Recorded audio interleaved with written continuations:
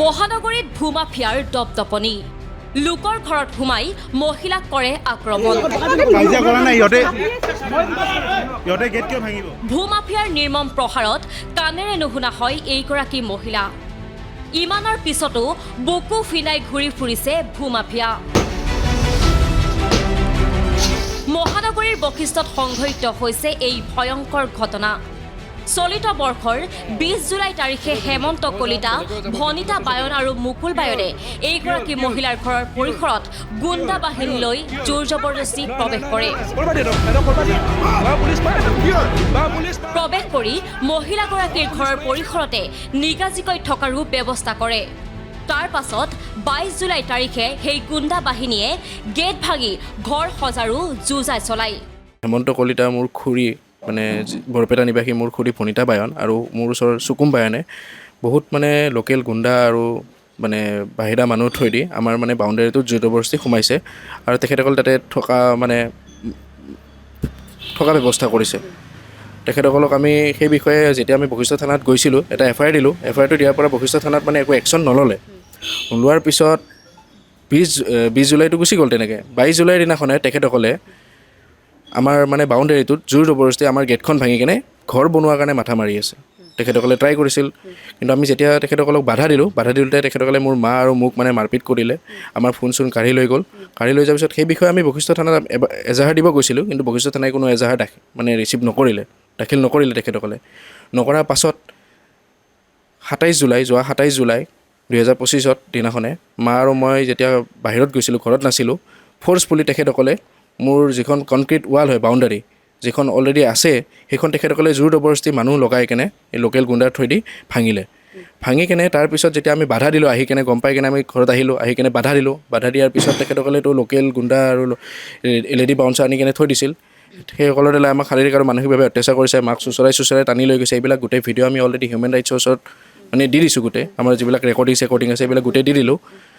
সেই বিষয়ে আমি থানাত জনাইছিলোঁ কিন্তু থানাৰ পৰা আমি কোনো সঠিক ৰেছপন্স নাপালোঁ তাৰপিছতে আমি হিউমেন ৰাইটছৰ ওচৰত গ'লোঁ তেখেতসকলৰ লগত আমি এতিয়া যোগাযোগ কৰিছোঁ যে আমি ন্যায় বিচাৰি কেনে তেখেতলোকৰ ওচৰত আহিছোঁ এতিয়া সেই কাৰ্যত বাধা প্ৰদান কৰিবলৈ যাওঁতে গুণ্ডা বাহিনীয়ে মাতৃ আৰু পুত্ৰক মাৰপিট কৰে কাঢ়ি লৈ যায় তেওঁলোকৰ মোবাইল ফোন হয় এই দুৰ্ভগীয়া পৰিয়ালটো তেওঁলোকৰ যি নিৰ্যাতন সন্মুখীন হৈছে তাৰ বিষয়ে আমাক আহি জনালেহি তেওঁলোকে আমি human rights and anti corruption ফাউণ্ডেশ্যনক আমাক জনালে আমি বিষয়টো তেওঁলোকৰ গুৰুত্ব বুজি কেনে তেওঁলোকৰ কি হৈছে কি গোটেই সমস্ত ঘটনাখিনি বুজিলোঁ তাৰপিছত পৰৱৰ্তী পৰ্যায়ত আজি আমি 18 ছেপ্টেম্বৰ তাৰিখে আজি আমি পুলিচ কমিশ্যনাৰ অফিচত গ'লোঁ তাতে আমি ফৰ্মেলি আমি আমাৰ কমপ্লেইন আমি লজ কৰিছোঁ আৰু আমি আশাবাদী যে বশিষ্ঠ থানাই যি ধৰণৰ অন্যায় তেওঁলোকৰ লগত কৰিছে পুলিচ কমিশ্যনাৰ অফিচৰ পৰা সেই অন্যায়ৰ বিৰুদ্ধে তদন্ত কৰিব আৰু এই দুৰ্ভগীয়া পৰিয়ালটোক তেওঁলোকে ন্যায় প্ৰদান কৰিব বুলি এয়া আমাৰ প্ৰধান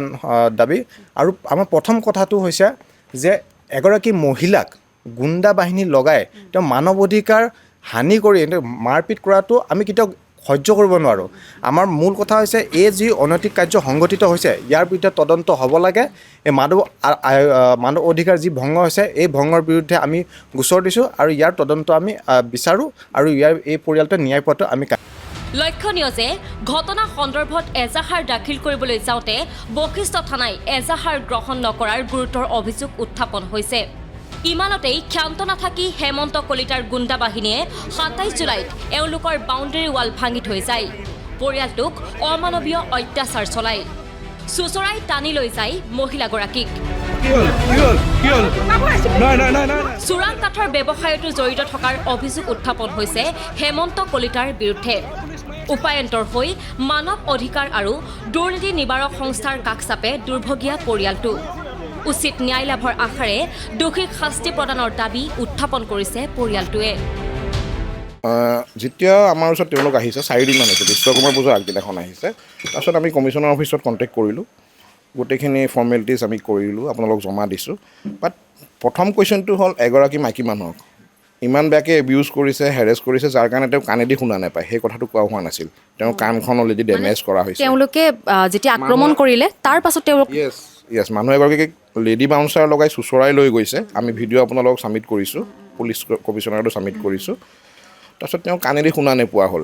তেওঁৰ নিজৰ স্পীচৰ প্ৰব্লেম আৰম্ভ হৈছে তেওঁ এতিয়া ভয়ত কথা ক'ব পৰা নাই চ' এইটো কমপ্লিটলি হিউমেন ৰাইটছৰ এইটো ভায়লেশ্যন চ' এনেকুৱা এটা ভায়লেশ্যন অসমত তাকো গুৱাহাটী দিছপুৰৰ পৰা ধৰি লওক ভেৰি নিয়েৰ বশিষ্ঠত হৈছে চ' ইয়াতকৈ ডাঙৰ প্ৰব্লেম একো নাই বশিষ্ঠ থানাত 3বাৰ গ'ল 3বাৰ তেওঁলোকৰ পুলিচে তেওঁলোকক এবিউজ কৰি পঠিয়াই দিছে সেইটো এটাতো বহুত ডাঙৰ কথা তাৰপিছত আজি আমি কমিশ্যনাৰ অফিচত গৈছোঁ জমা দিছোঁ FIR তেওঁলোকে আমাক কৈছে যে তেওঁলোকে